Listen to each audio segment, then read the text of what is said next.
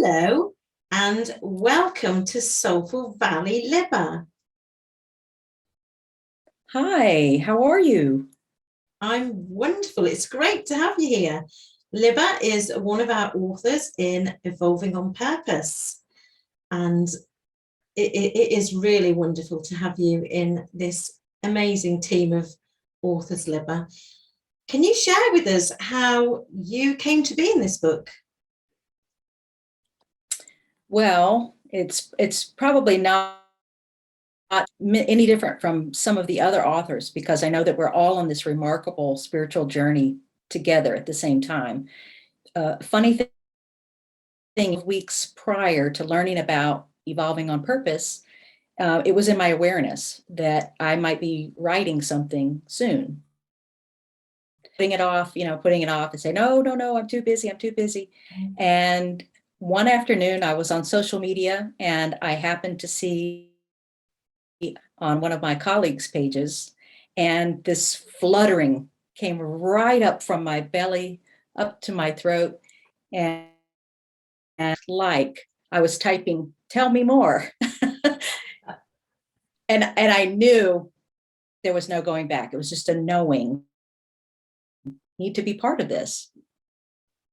Well, I'm so happy that you felt that calling as well, and we have got a few stories in this book, haven't we, that are quite similar. That people have had a nudge or a tap on the shoulder, or a spiritual date that meant something to them when they saw it. It's quite incredible. Can you share a bit about your story for us, Libba? Sure. The chapter in the book is called Listening to Heaven.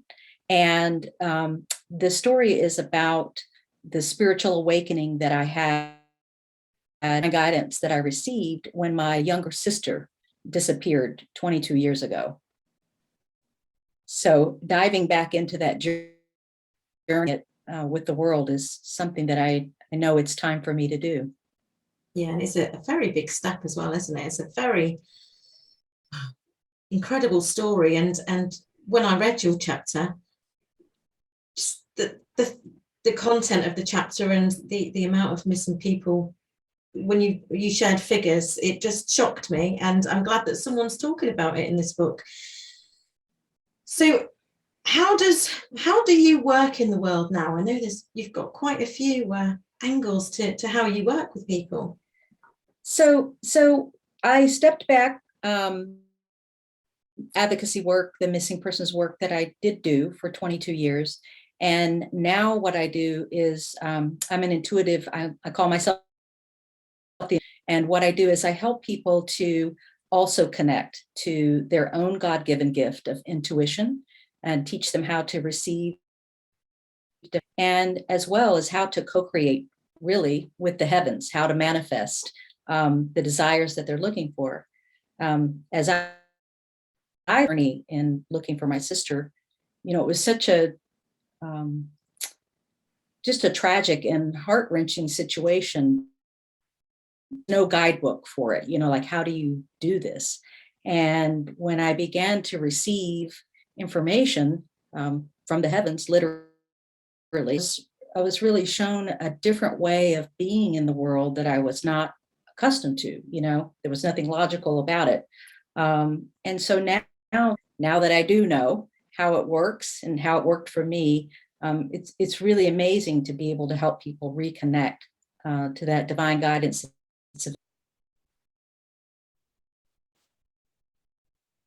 It's beautiful work that you're doing. Thank you. How can people find you? Where can they find you if they want to connect with you? Sure, they can find me online. So theintuitivenavigator.com. I can also be found on social media as well, on Facebook. It's also Facebook and on Instagram, Libba, the Intuitive Navigator. So those would be the places to find me. That's great. Thanks for sharing that. We'll put that in the show notes. So we are launching in just over 2 weeks. How do you feel about that? I feel slightly terrible, but in a really in a really joyful way. Isn't that something? You could be terrified and excited at the Yeah, same time? I'm feeling that too. Yeah. Yeah. Yeah. All of the emotions. Quickening. Yeah. Yeah. There's a real quickening in my heart about it because many, many years ago when I was in the missing persons work, I knew that someday I would tell the story behind the story. And that's here now. And it feels really a blessing to be able to share it. So I'm so grateful that you shared it with us in this book. That's likewise, thank you for having. And I read as well that you were actually behind a movie for missing persons. Yes, that was one. So the is called Bringing Ashley Home, and it was a project that I didn't know was going to happen. It was one of those things that I talk a little bit about in the story. When I was searching for my sister, I was uncovering all kinds of disparities between, people that were listed as missing and people that weren't listed, kind of what happens in the gap. Mm-hmm. And, it was a very cruel reality, And so I was keeping a lot of notes of play days. There was no media. People wouldn't give me the time of day, police wouldn't take a report, all that kind of stuff.